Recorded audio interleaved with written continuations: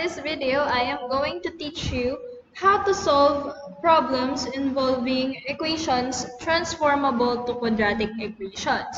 So last video, I already discussed how to transform equations into quadratic equations and how to get their extraneous roots. Now, that lesson, we can actually apply that in solving real-life problems, especially if the problem is related to construction. Kadalasan, nagagamit to in the field of construction.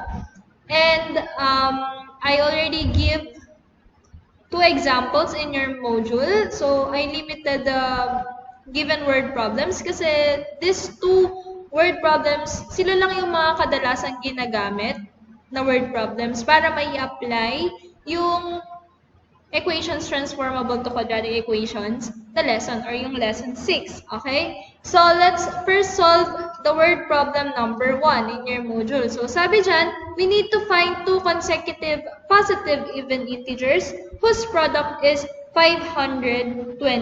So, of course, in analyzing a word problem, we need to be very careful. Okay? Kailangan na-analyze talaga natin before tayo mag-take ng action in solving. Okay? So, sabi dito, we need to find two numbers. Two numbers na magkasunod. Okay? Ibig sabihin ng consecutive, magkasunod, which is yung numbers na hanapin natin, they are positive even integers. So, kapag sinabi natin even integers, these are numbers exceeding by 2, no? So, let's say, for example, 2, 4, 6, 8, 10, and so on and so forth. So, 2 naging 4 kasi nagdadagdag tayo ng plus 2. Okay? 2, 4, 6, they are called even integers. Okay? They are exceeding by 2, or we are adding 2 to each term. No? Habang pataas siya ng pataas, nag-add tayo lagi ng 2. So, yun yun. And yung product daw ng dalawang consecutive even integer na to is 528. And just like other problem solving in math, kailangan, of course, alam muna natin yung given. Okay? So, I'm going to write the given. Kaso, ma'am, isa lang naman yung number. So, isa lang yung given.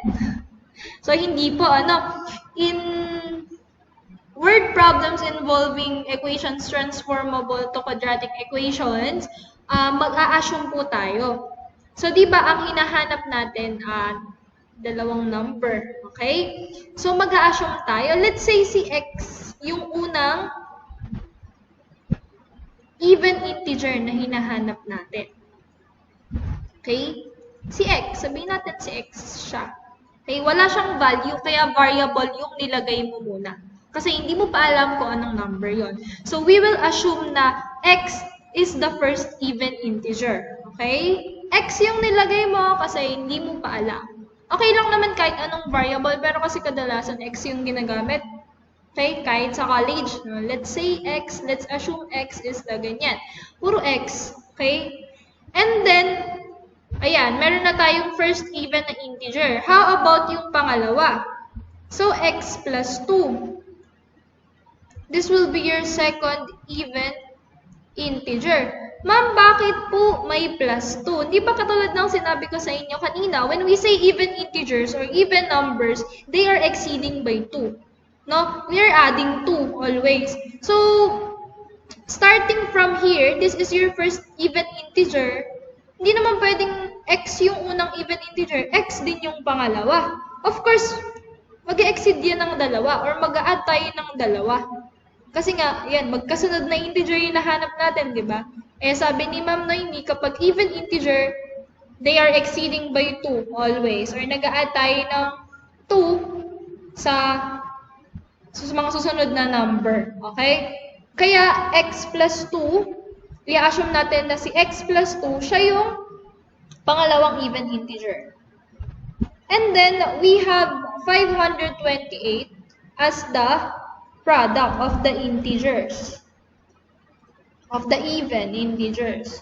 Okay? So, ayan, di ba? Isa lang yung number dito sa problem. Pero, we created two givens. Okay? Na, according to sa kung paano natin na-analyze yung problem. Okay? So we need to remember these three given for us to solve this problem. So, I am going to rewrite the given, no? Dito sa taas.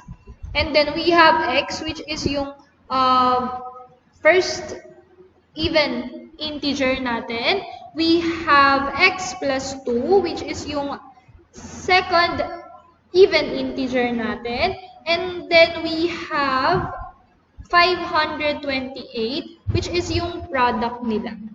Okay? So, when we say product, anong gagawin natin dito sa first? O sige, I'm going to rewrite para hindi kayo malito. Rewrite ko yung sunod ko kanina.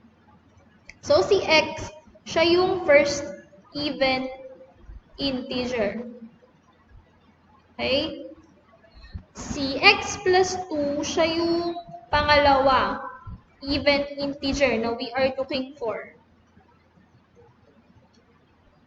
And then, yung product nila is 528.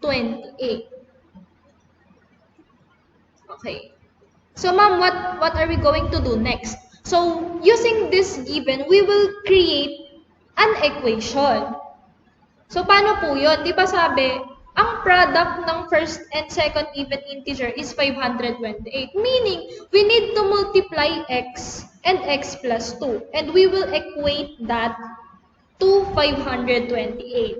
So, if I am going to write the solution, so that will be x times the quantity x plus 2, okay, is equal to 528. Kasi we are looking for the product, no? Product, meaning multiplication. Meaning, i-multiply natin tong dalawang numbers na ito na hindi natin alam. Okay? So, ayan ngayon yung equation na mabubuo natin. X times the quantity x plus 2 is equal to 528. And what are we going to do next? Po. Okay? So, now, we will form, of course, this into a quadratic equation. Diba? Yun nga, i-apply natin yung lesson 6 dito. This given is not a quadratic equation, diba? Pero we can actually transform this into a quadratic equation using distributive method. Didistribute natin si x dito sa bawat term sa binomial. Okay? So, x times x, that is x squared. X times 2, that is positive 2x. And then equal to 528.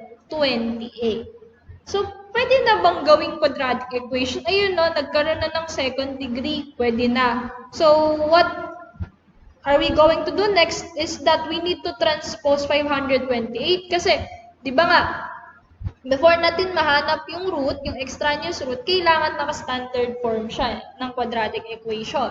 So, x squared plus 2x minus 528 is equal to 0. So now, okay, paulit-ulit to, naka-standard form na yan. This is the quadratic term, this is the linear term, this is your constant term, and the equation is equal to 0. Okay, always. So now, ayan, meron na tayong quadratic equation. What are we going to do next is we need to find the extraneous roots. I-apply nga natin yung lesson 6 in short in solving this problem. So, I am going to erase this solution kasi nahanap na natin yung equation. So, we are using this equation in finding the roots. Okay? So, paano po namin mahanap yung roots, Ma'am Noemi? Yung extraneous roots yung tawag kasi they are not originally quadratic equation but we are looking for the roots. So, ang tawag dun sa ganon is extraneous roots, hindi quadratic roots. Okay? So, dito, of course, we have 4 methods in finding the quadratic roots, di ba? We can use that here. 2. Okay? Gagamitin din natin yan dito sa lesson natin na to. So, in this part, we can solve this using extracting square root, using factoring, using, completing the square, and then by using the quadratic formula. In your module, I used factoring. Okay? So we can actually factor this trinomial, no? So yung factor na nakalagay dyan is quantity x plus 24 times quantity x minus 22 is equal to 0. Okay? So, ipapakita ko sa inyo using factoring and using the quadratic formula if same nang makukuha. Okay? So, now, dyan sa module nyo, I used factoring. And then, sabi, equate natin both by 0. X plus 24 equals to 0. X minus 22 equals 0. Okay? And then, we need to transpose x equals negative 24, x is equal to 22. We are looking for a positive. Okay, sabi sa problem, positive. Therefore, we will disregard this root. Okay, dalawa yung root na nakuha natin. Negative 24 and 22. But then, sabi sa problem, we are looking for two consecutive positive.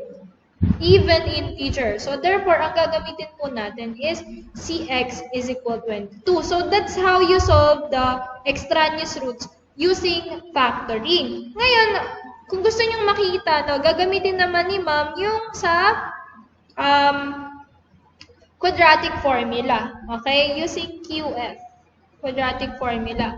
So, we will find the value of A, B, and then C, negative 528. Okay? And then, using the quadratic formula, we will substitute these values. Okay? So, let's say we have negative, and then B yung nandito, diba? Isa-substitute ko siya ng diretso, no? And then, positive, negative, square root of B squared minus 4AC.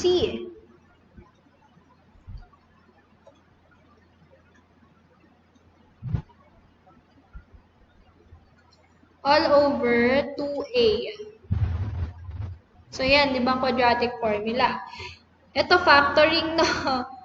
Gusto ko lang ipakita sa inyo if we will come up with the same answer, even though dalawa yung method na ginamit natin. So, negative 2, positive negative square root of 4. 2 squared is 4. Tapos, negative 4 times 1. That is negative 4, okay? That's negative 4 times 528. That is positive, no?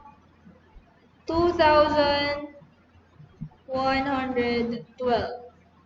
Ayan. So, negative 4 times 1, negative 4 times negative 528. That is positive. Positive na siya. 2,112 all over 2. Okay? So, delete ko lang po ito. Tapos natin to. Ayan. So, now, let's simplify. Negative 2, positive negative, square root of 2,112 plus 4. That is 2,116 all over 2. Okay, so I'm going to continue here. So, negative 2, positive negative. What is the square root of 2,116? The square root of 2,116 is 46. Okay? All over 2. Now, para magkaroon tayo ng dalawang root, we will separate or split the signs. Okay? So, magiging negative 2 plus 46 all over 2. And then, I'm going to erase this part. Yan. And then, we have negative 2 minus 46 all over 2. In-split natin yung signs, okay? So, and delete ko na to. And then, move natin. Yan. Tapos, we will compute the numerator. So, negative 2 plus 46, the answer is 44 over 2 is simply 22. And negative 2 minus 46, the answer is negative 48 over 2. Negative 48 over 2, the answer is negative 24. Napansin nyo? So, either way, kahit ang gamitin nyo ay factoring or using the quadratic formula, you will just come up with the same roots. I just want you to see, no? Hindi dalawang method yung gagamitin nyo, isa lang. Pero I want you to see na either ways, kahit anong gamitin nyo sa mga method, you will just come up with the same answer. Pero I'm not saying na yung lahat ng method na yon, yung first three methods, applicable siya sa lahat ng equations. Kaya, as much as possible, I am using quadratic formula kasi lahat kaya nang solve ng quadratic formula. Pero dito sa module nyo, yan, pinactoring ni ma'am. Medyo tinamad si ma'am. Pero yan, in-explain ko sa inyo, sinolve natin using the quadratic formula and same lang din naman yung makukuha yung answer. And i-disregard natin si negative 24 kasi we are looking for a positive even integer. So, our x now is equal to 22. Okay? So, ganitong mangyayari. Delete natin. Ang na-solve natin is 22, di ba? 20. Ayan,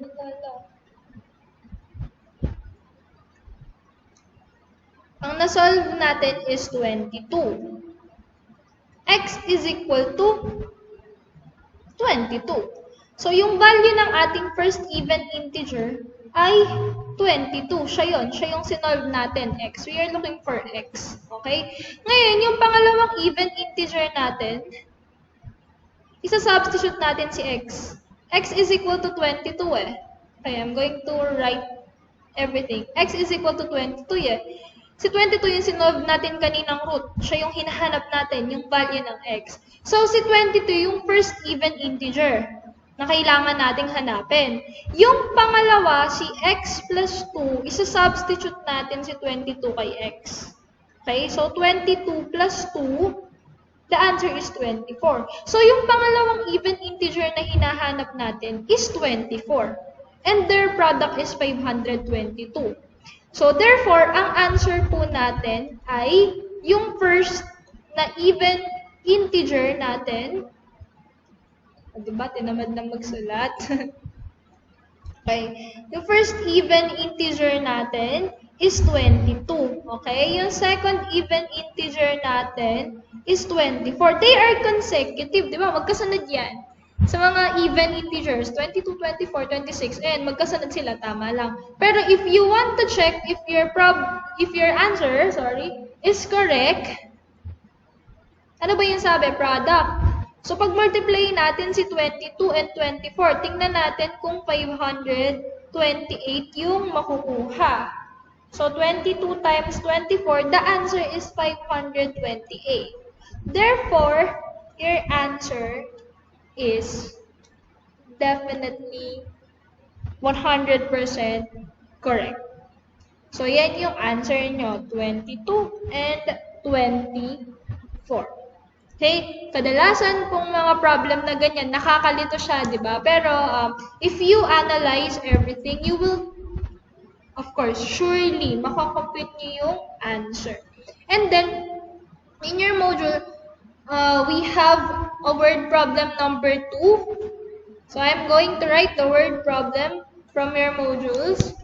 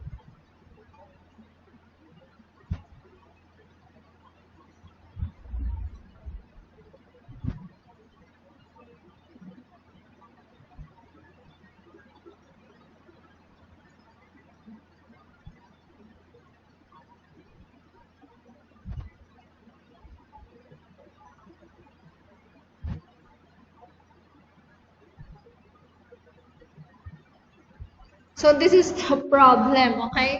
So a rectangular swimming pool, 20 feet by 60 feet, is surrounded by a cement walkway of uniform width.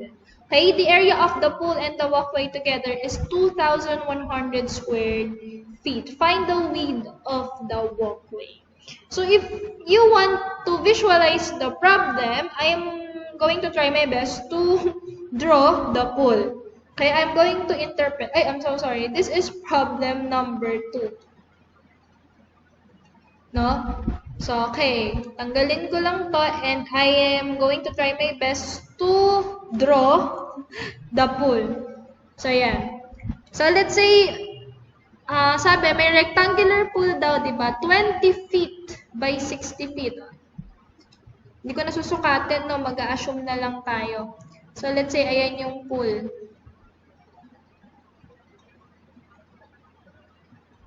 Rectangular, di ba? Rectangular. Yan yung pool. Ito yung edge.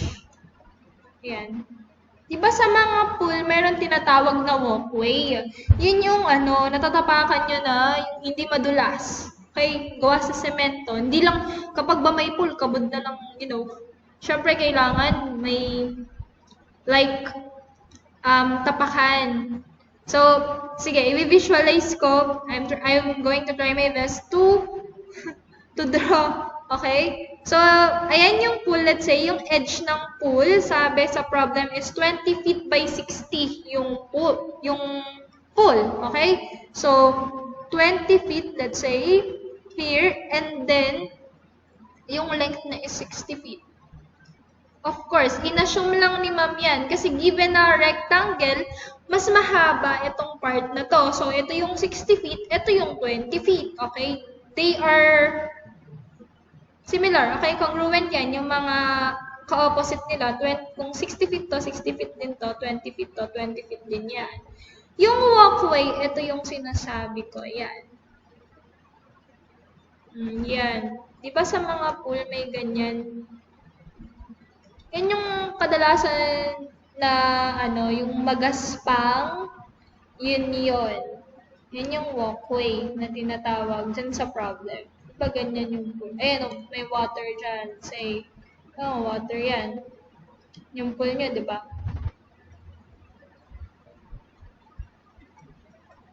Yan. Ito yung walkway. So, ito kadalasan magaspang, di ba? Yung tinatapakan ng mga tao pag ahon nila or pagbababa sila. Kasi bawal yung typical na tile lang kasi napaka-accident prone. Kaya naglalagay sila ng mga semento sa gilid ng pool. Diyan naglalakad para hindi accident prone. No? Tsaka safe. Ayan, halimbawa. Ayan. Sorry kung pangit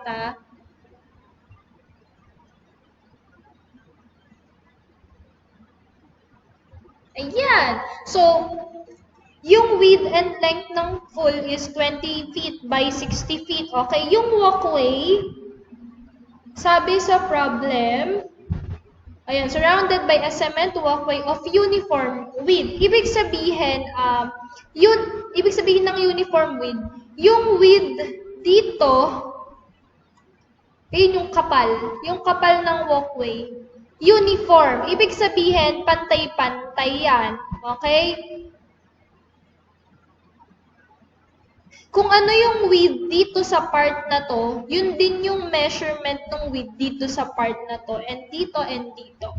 So, hindi naman siguro gagawa yung mga, engineers ng hindi uniform na walkway, no? Kasi, ang pangit tingnan, di ba? Kadalasan, same lang ng sukat, same lang ng kapal yung nilalagay nila. Okay? And then sabi, the area of the pool and the walkway together is 2,100 square feet. Okay? So, yung area po, ito yung area. Mula dito, kasama yung walkway, di ba? Area of the walkway and the pool. So, ang area, ang sinukat dito ay yung buo. Yung lalagyan ko ng yellow. Okay? Yan yung area na sinukat. Kapag kasi yung gilid lang, perimeter lang, yon, okay? Pag yung area, yung loob, yan yung area, yung mga matatamaan ng yellow, yan yung 2,100 square feet.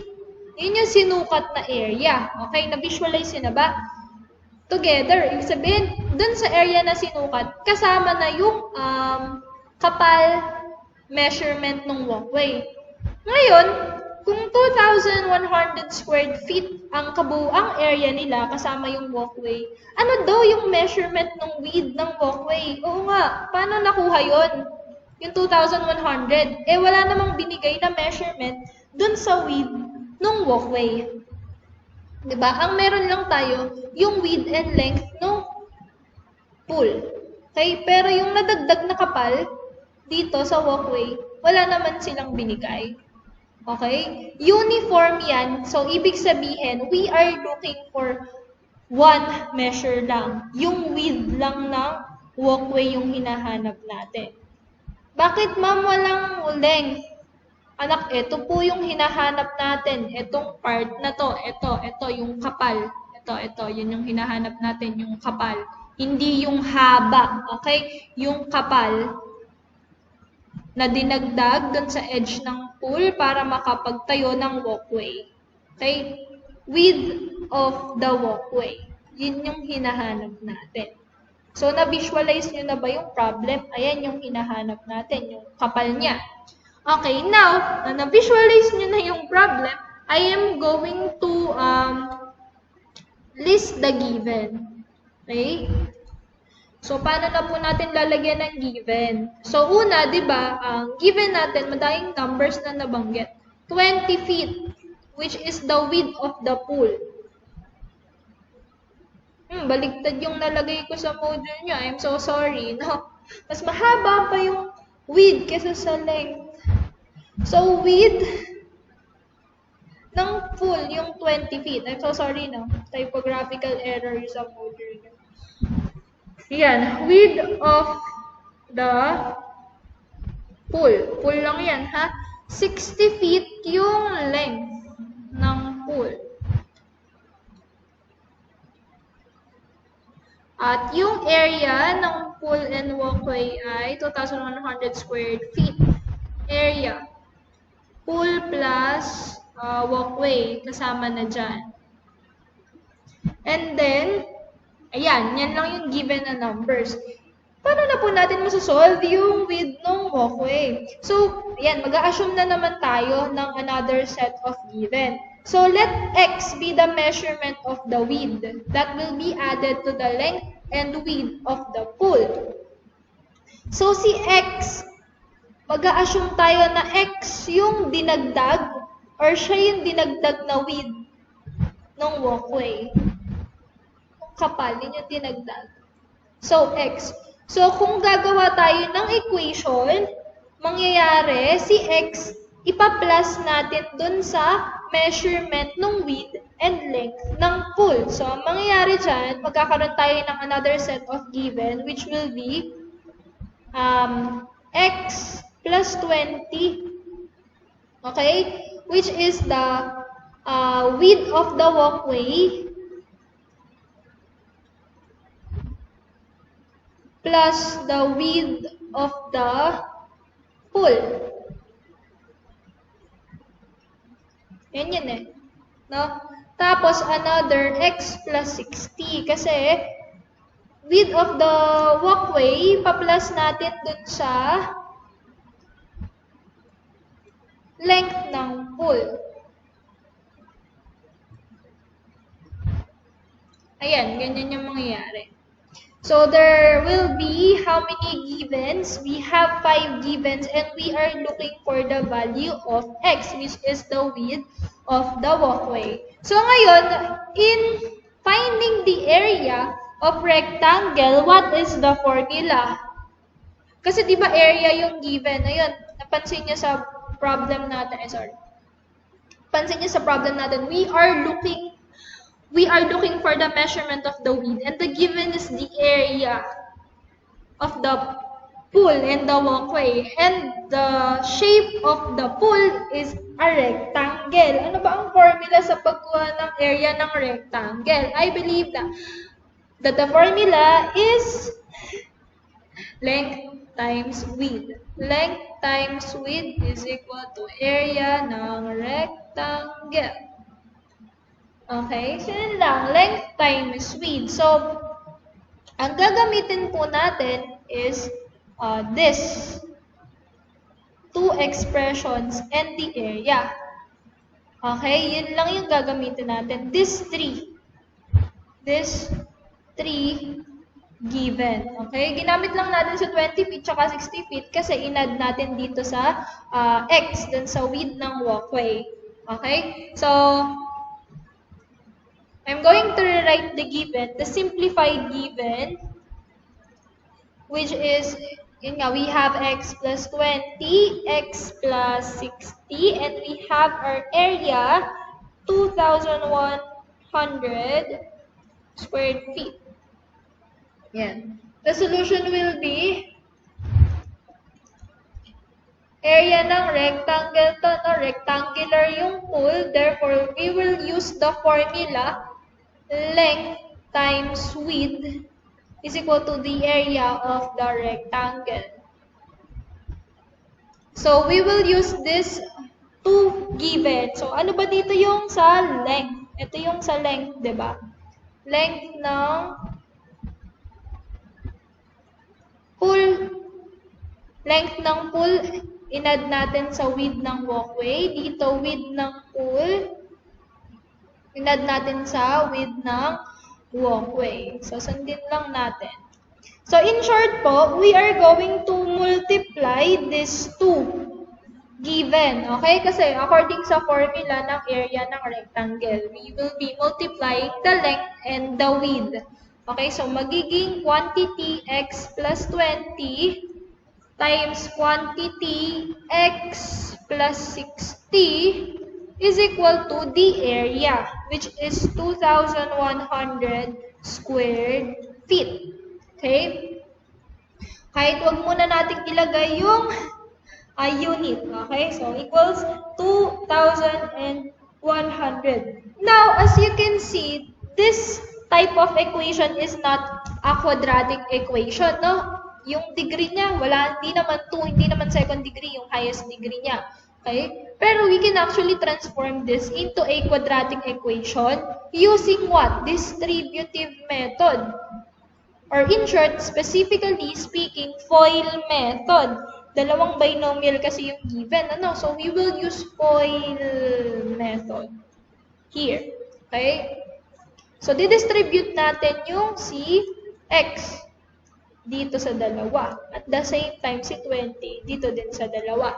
Okay? So, x times x, the answer is x squared. X times 60, the answer is positive 60x. 20 times x, positive 20x. 20 times 60, the answer is positive, how much is that? 1,200 is equal to 2,100. Now, ayan, nagkaroon na ng second degree. Yay! So, actually, we can transform this pala into quadratic equation. Ayun, nagkaroon ng second degree. So, may chance. Now, we need to make it into standard form of quadratic equation. So, we need to transform 2,100 on the left side of the equation para 0 na lang yung maiwan dito. So, magiging siyang x squared plus 60x plus 20x plus 1,200. 2,100 will become negative 2,100. Okay, equals 0. Now, okay, complete na sila. Nasa left side na lahat. We will need to combine similar terms. Okay, yung mga magkakamukha pagsasamahin natin. Ayan, katulad nito, 60x and 20x. And this one, magkamukha sila. Pareho silang constant term. Ito, parehong linear term. So, we need to combine them. So, x squared plus 60 plus 20, that is 80x. 1,200 minus 2,100, the answer is negative 900 is equal to 0. Ayan. So, nakuha na natin yung equivalent na quadratic equation niya. Therefore, we can now solve for the extraneous roots for us to be able to find the value of x, which is the width of the walkway. Okay? Yung x, yun na yung width of the walkway. Yun yung hinahanap natin, x, width of the walkway.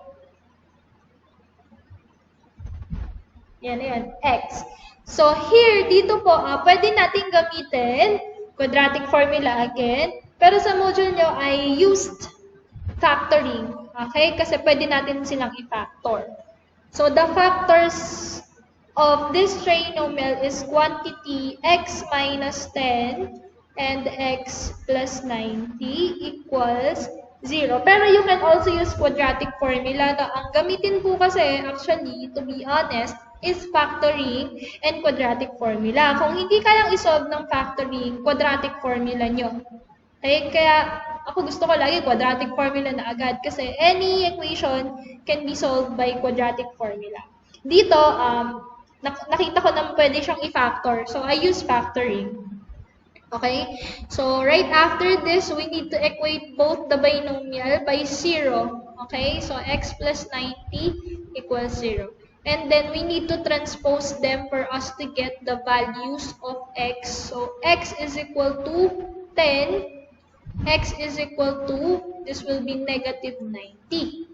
Of course, when we get measurements, wala naman pong measurements na negative. Okay, let's say, ang measure na po ng length ng pinto namin sa bahay, negative 25 meters. Wala namang ganon. So therefore, we need to disregard yung isang root na negative kasi automatically hindi yan yung sagot. Okay? So therefore, yung naiwan yung sagot. Ayan, 10. X is equal to 10. Therefore, we can now say that x is equal to 10, or the answer will be the measure of the width of the walkway. Walkway? Walkway or walkway? Walkway, yes. Walkway is 10. 10 lang ba? Of course, yung unit po na ginamit dyan sa problem is feet. So, 10 feet din. Ito, sagot. Yan na ngayon yung answer mo, 10 feet. So, that's how you solve problems involving equations transformable to quadratic equations. I am going to limit the, given word problems and yeah, ganyan lang yung mga word problems na ipapasagot ko sa inyo in this lesson.